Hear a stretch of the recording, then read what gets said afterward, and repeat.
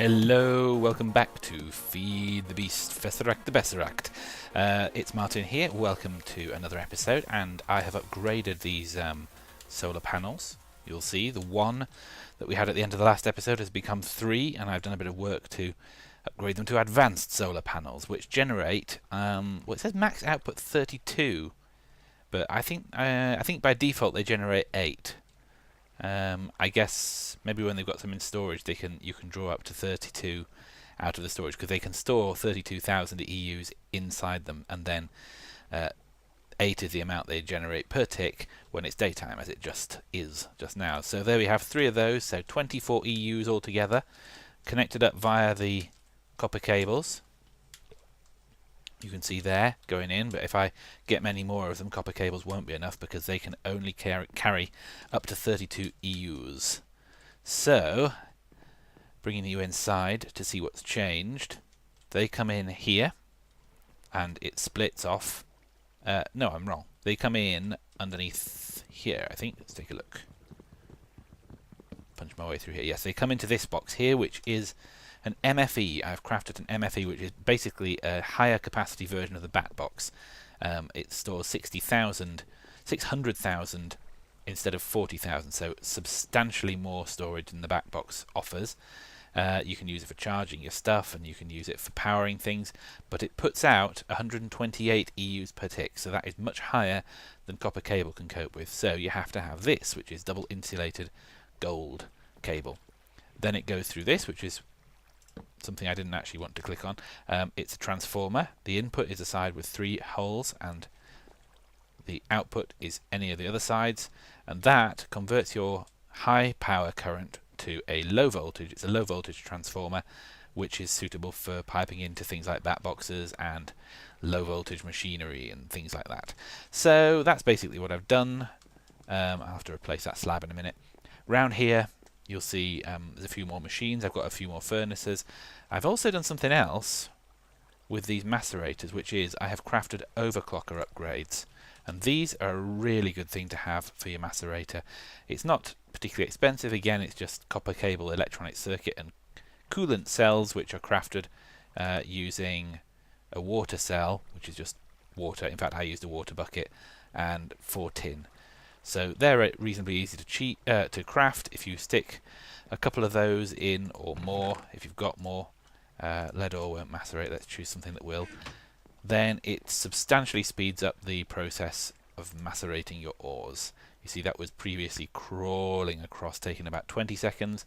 Now with the 2 overclocker upgrades, it's down to about 8 seconds or something along those lines, I think. So that's pretty good. That's an upgrade. Yeah, we've got the extractor back. I lost that somehow, so I've recrafted it.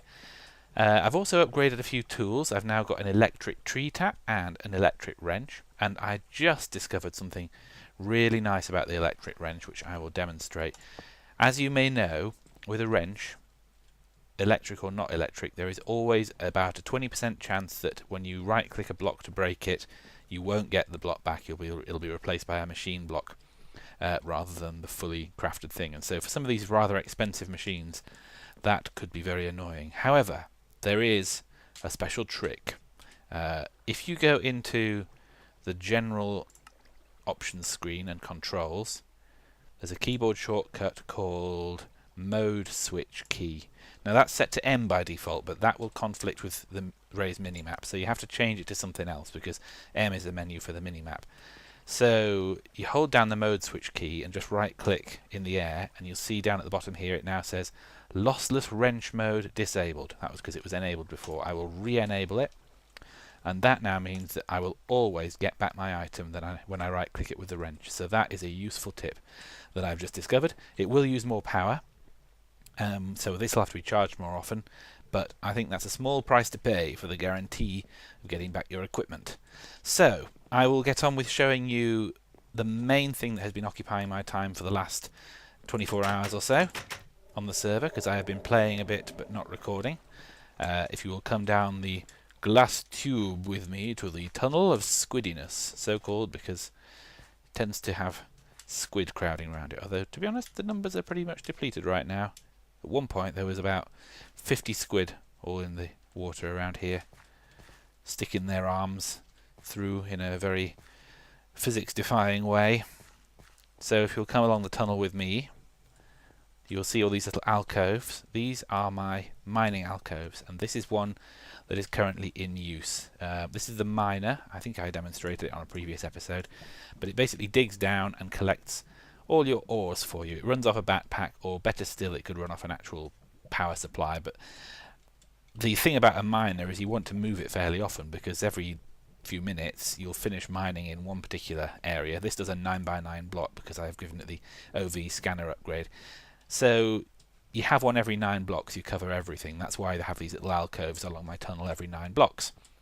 The thing is, it goes through the backpacks quite quickly, so I'm constantly changing them over. So I'm thinking about maybe finding a slightly better solution to that. Perhaps having an MFE and a transformer or something like that, I'm not sure. But it's working pretty well as a system. This one here has been running quite a while. It's got 21 pipes left, so it's probably halfway down to bedrock now. I'm at about level 44 for this. I didn't see any point in mining the higher levels, so I've done this a little bit underground. Let's see what it's got so far, just to give an example. So quite a bit of cobblestone. It'll only collect the cobblestone if it has to mine through it on its way to getting ores. Fair bit of coal, some dirt as well, sapphire, 8 apatite, some silver, some lead, iron, bit of copper. And this is fairly typical. I mean, it varies. The numbers are random. That's a pretty low amount of copper, to be honest. Bit of tin. I really am going through tin a lot at the moment. But it's a really, really nice tool. Nice way of doing mining, fairly cheaply, very portable. You just relocate it. And I've actually got 2 of these setups going on. So I will set up the next one over here to show you how I've been doing it. Basically, we put the miner here. We put a pump next to it, and that will gather any liquids that the miner has to mine through, such as lava or water. Hasn't really happened much, but it's useful. Otherwise, if you don't have the pump, the miner will just stop going.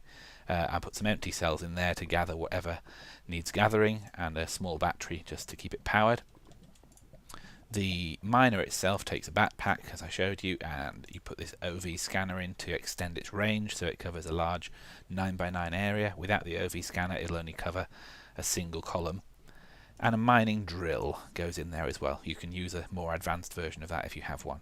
Finally, we put the mining pipes in, and then we give it a chest either side, one for the miner and one for the pump, because otherwise it will just spit out the items that it mines. But with the chest there, you see it will place them in the chest, and the pump will place its items in there. So that's it. That's my mining setup. You have to be a little bit careful, because when it first starts, it does actually sometimes see an ore. Like, it begins on the block immediately below the one I'm standing on. So it starts there. As you can see, it's already moved down now. It's digging its way deep down into the ground. But while it's on this block here, it might actually mine out the blocks underneath you. So you do have to be slightly careful of that. And so I can grab the stuff it mines and go and put it in my macerating system, and that's how I've been working lately. The other thing is down here, and this is leading on to what my project for today's video is going to be.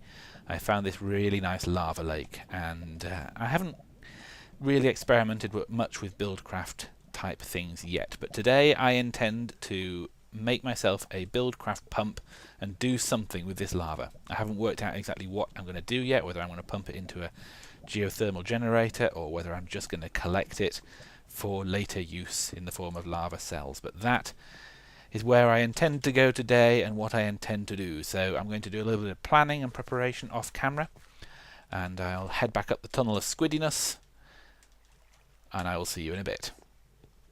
Nice, the miners are just mining away happily, collecting resources for me. It's going very well. It's all on a fairly small scale, I'm sure, compared to some things you can do with this mod, but it's fun. Where did I have my lava room? I just closed it off with some... Whoops. Throwing potatoes on the ground. Cobblestone, here it is. Now, I have an inventory full of useful stuff because I'm about to start crafting all the equipment that I need to deal with this lava and can it into nice, easy cells. I'm just thinking of putting it into lava cells at the moment, which are a good way of storing it as a future power source for a generator or whatever, a nice portable power source. So I'm just starting small here. I'm only doing this small lava pool, and we're going to see how we get on. Now the first thing I'm intending to do is, because the actual tool I am going to use for this is a BuildCraft pump, which is this one here. And basically this is something you can place up on the surface and have it dig right down here. It'll keep going down till it hits lava, so there's actually no good reason why I should do it at this layer. I'm actually going to set all this up on the surface where it's a little bit more convenient and a little bit safer. But in order to do that, I first of all need to take all my expensive inventory and build out across the lava, because I'm going to try out my latest toy. Where shall we have it? Let's go out near the centre of the pool, so I guess maybe about here. This is where we'll have our pump come down, and we are going to dig our way up to the surface, hoping there's no gravel up there. In fact, just in case there is, I will put a torch down at my feet. But I'm going to use my latest toy. This is my mining laser. This was another expensive thing to craft, but I was glad I crafted it because it's amazing. I had to use energy crystals, which means basically diamonds, because at the time I didn't have rubies, although now I do actually have rubies, so I can make those slightly more easily.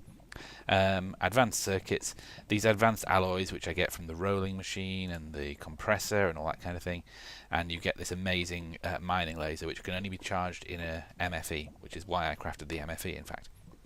So let's try it out. Not left click, right click. Pew! Whoa, there was gravel. We're alright though, you see? Torch was a good idea. Pew! Oh, it won't reach, let's fly up. Pew pew! That's amazing. A nice neat little hole as well. Oh, it's in quite a convenient spot too. So there, we now have a very easy way down to, let's not do anything stupid with the mining laser, to the lava. Get rid of this cobblestone, this is just in the way.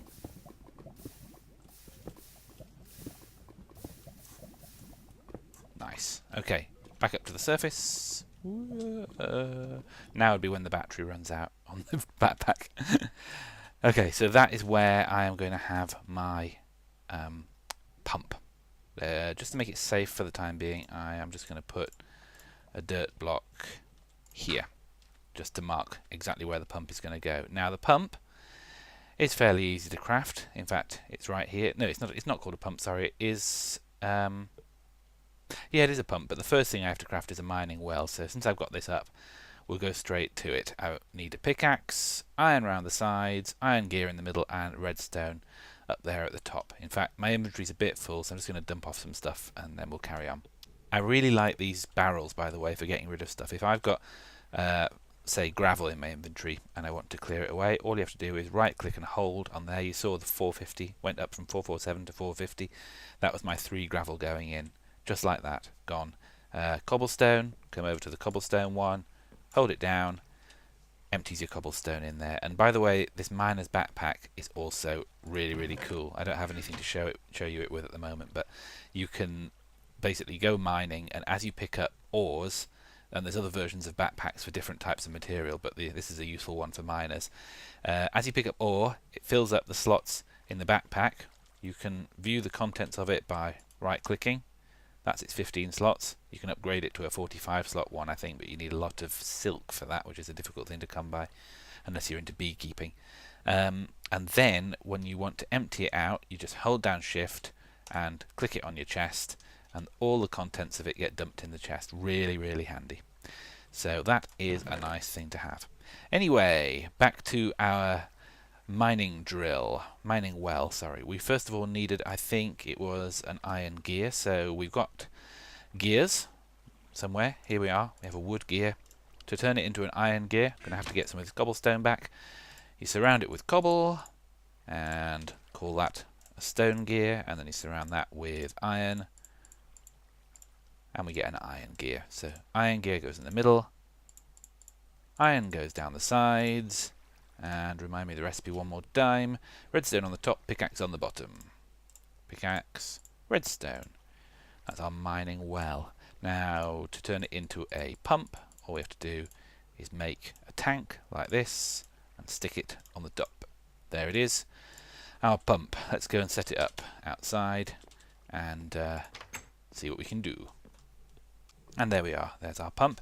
Now I need to light this area up a bit more over there. I'm getting a bit dangerously close to those mobs. It needs power, and to power it we are going to use 4 redstone engines. I don't know if that is the best way of doing it. I don't really fully understand BuildCraft and how much power all these different things provide, but it's a very simple thing to craft, and you can put one on all 4 sides of it, so you only get a very small amount of power out of these, but if you put it on all 4 sides, then I think that becomes a reasonable amount. So these are really simple: wood gear either side, piston, glass, and 3 wood across the top. I think I have all the ingredients for that, so let's do some pocket crafting. Pocket crafting. Oh, yeah, no, it is there. Strange, the keyboard shortcut wasn't working. You can just press C to go straight into pocket crafting, which is a little trick I recently discovered. So do that, and we want a wood gear there and there, and we're going to make 4 of these, so let's just multiply up the recipe like this, and the glass. There we go, 4 redstone engines. I think we might actually need a 5th one as well for another part of this recipe, so since we're at it, I will just quickly throw that together. I need a tiny bit more wood. Bang, bang, bang, and the glass goes in the middle. There we go, that's our final redstone engine. So these are going to be placed around here. 1, 2, 3, 4. And that is going to pump out the lava when it gets down there. These redstone engines are going to need power, but we won't do that until we're ready to begin. Next, we need pipes to pipe the lava out of here. So, I have also learned the recipe for this one. I'm doing really well with recipes today, aren't I? I'm very proud of myself. Let's have a look. Yay! Golden transport pipes. But waterproof pipes are necessary because we are talking about liquids here. You can't pipe lava or water, or I don't know, can you do milk? I have no idea. But you can't do that without waterproofing the pipes. So to do that, this cactus green that I prepared earlier needs to be combined. Oh, yeah, there we go. It needs to be turned into pipe waterproof, and then we combine that with our golden pipe to produce golden waterproof pipe. Okay, so horrible weather. I actually might turn rain off, it's so annoying. I'm going to turn the volume down a little bit more.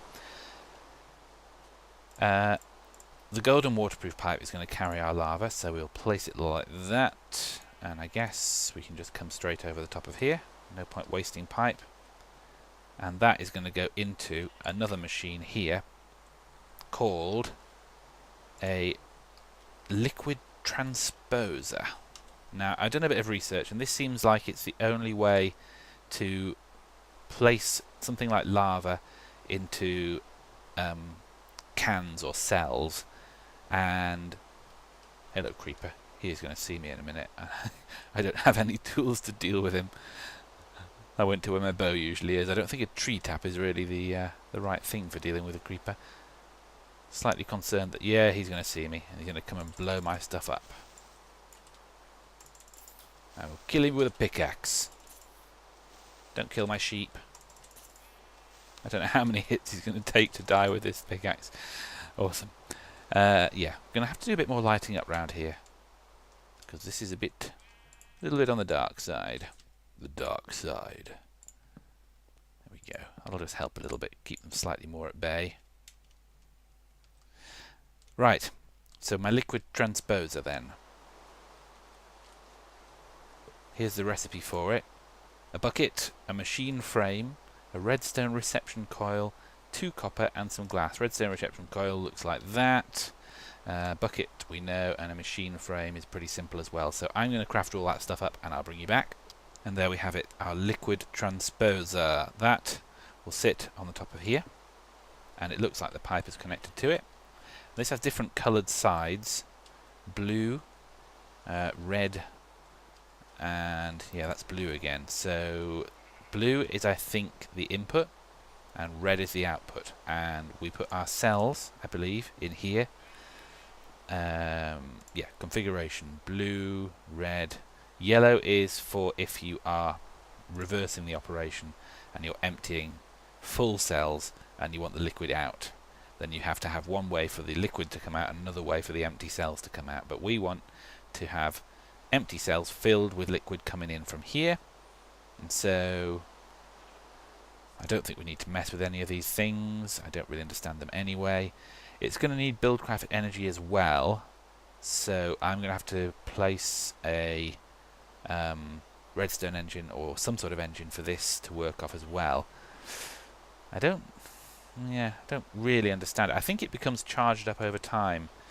So, I mean, I'm just messing about here with this stuff. I really don't understand it yet. So, let's try powering it with a redstone engine right now and see what actually happens. Because I don't think any harm can come of doing that. That's always the worst thing to say, isn't it? I don't think anything can possibly go wrong. Let's have a few levers actually, because they're going to be handy to have. So we will turn on this one and just see what happens. I think it somehow will visibly begin charging, but maybe not, because I don't see where it would actually... Oh, there, yeah. Okay, 3 millijoules or megajoules or Minecraft joules or whatever they are. 3 MJs, 4. I might need a more powerful engine than this. It's going to take forever. Okay, well, we might look into a different way of powering it, but let's just leave it at that for now. The liquid is going to go in, it's going to fill those empty cells. I think I'm actually ready to give this a shot. I'm going to give it a go and just see what happens. So let's just power up these 4 redstone engines here.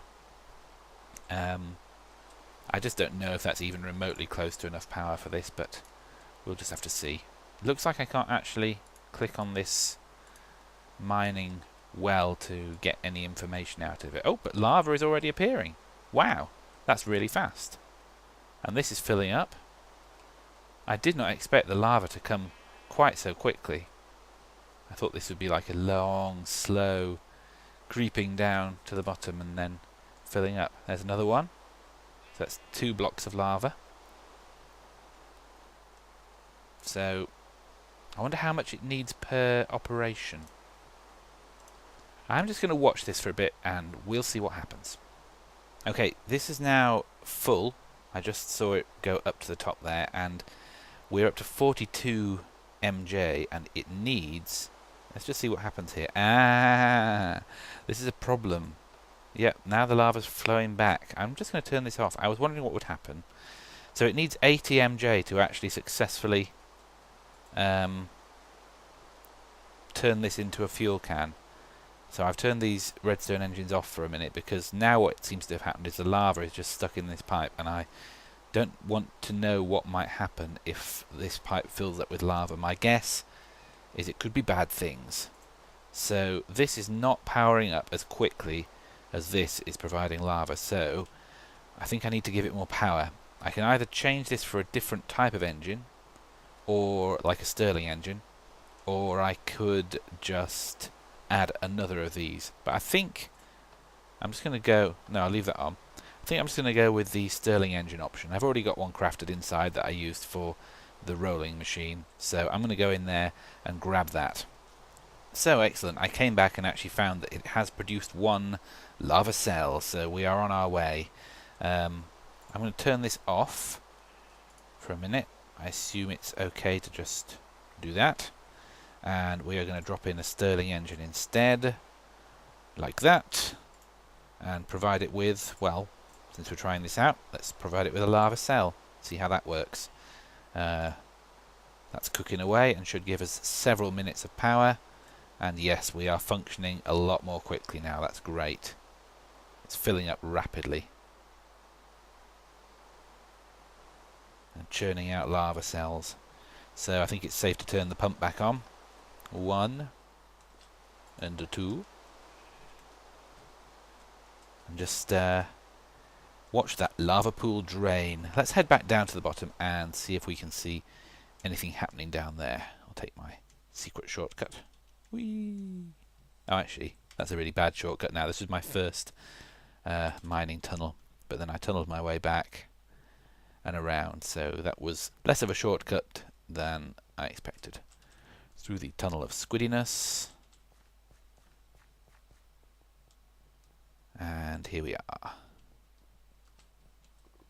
And there it is. And it looks like it's taking the lava from this corner. It also looks like this might only be 1 block deep. Oh, it's taking it from all corners. It's obviously taking the most distant lava first. But yeah, sadly, might be only 1 block deep, so we might not be looking at an enormous amount of lava here, but this is all experimentation. And then we'll see what it looks like when it's all cleared out. So I've taken the Stirling engine away that I was using to power my rolling machine, because actually there's a better way of doing that anyway. And the reason I didn't discover this when I was setting it up was because I was looking at the BuildCraft wiki, and the block that I want to use here is not actually one from BuildCraft at all. It's an electrical engine, which is a block that basically converts industrial craft power into BuildCraft power, so it's a really convenient way of doing things, and we need some tin gears and some tin, so that's all fairly gettable. I'm going to craft one of these and we'll see if we can get it working. Okay, we have our electrical engine, and that is going to go just here against the rolling machine. And oh, that's nice. I was worried about that. It's taking its power directly from these copper pipes. They've just connected to it. I was thinking I was going to have to feed it in some different separate way, but that looks like it's going to work perfectly okay. Now the only thing about an electrical engine is I think it takes power all the time, so if you switch it on, then it will constantly be... do I have to do something to make it work? I wonder what that's for. Might look that up on the old wiki. Just take a look at what that means. Okay. I can't really see anything that answers my question there. By the way, I now have 2 monitors. I got a free monitor from someone who was giving it away, so I now can finally look up stuff on the wiki and play the game at the same time, which is kind of important with this game. So the electrical engine is churning away, and I think that means that the rolling machine is getting power. Yep, and I think, as I say, that is probably wasting energy at all times. I guess we could look at the back box actually and just see if we can see it taking packets out of it. Maybe it doesn't. That's something I'm going to have to look into. 6 EU per tick apparently. But I'm not seeing it actually taking any power, so maybe it only takes it when it needs to, so that would be great. And that means I can leave that powered all the time. So that's one more thing neatened up. Let's go and check on our lava production, see how that's doing. If this is working, then it will give us a lovely supply of portable power in the form of lava cells, which we can use for anything. Oh, and it's working nicely. So we'll just keep that topped up. And we'll collect lava cells here, and I mean this is a really cheap source of energy basically. Having problems with my keyboard, sorry. When we dismantle this, we can just rebuild it somewhere else and carry on, so that is awesome. Let's go and check on the miners. Got another ruby in this one, that's always nice. Just have to replenish the backpack. I have to go and charge another one up if this one's run out, which it probably will have done. More rubies, bit of redstone. Very nice, very nice. Neither of them seem to have hit lava or water. Doesn't seem to happen very often. And the lava pool in here is almost gone already, so that did not last long.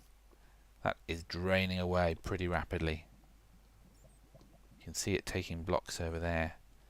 So I don't think it'll be much longer until that's completely emptied, and we will have a nice big collection of lava cells. Now, just a tiny bit more housekeeping that I wanted to cover before we finish off today's episode. In fact, the lava pool is a great place to do this. I have discovered that there is a glitch in the game with the rubber boots. Apparently they are buggy and you cannot take damage, or at least if you do take damage, it seems to be extremely limited in amount when you're wearing the rubber boots.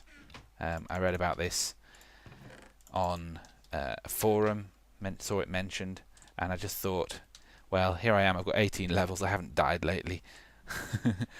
Job 1 is to just test this theory, see if it's actually true.